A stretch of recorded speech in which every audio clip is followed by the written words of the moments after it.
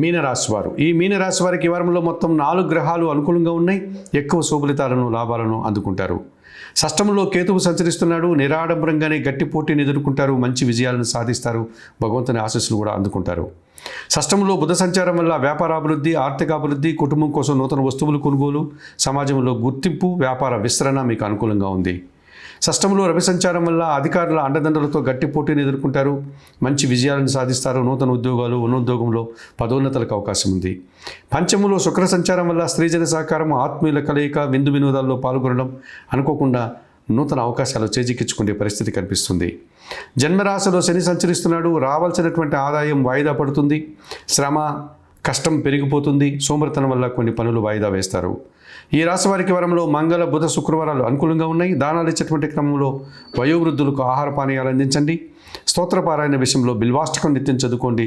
ఆలయ సంస్కరణ కార్యక్రమంలో భాగంగా శివపార్వతులను దర్శించి నమస్కరించుకోవడం వల్ల మరింతగా మంచి ఫలితాలను అందుకోగలుగుతారు.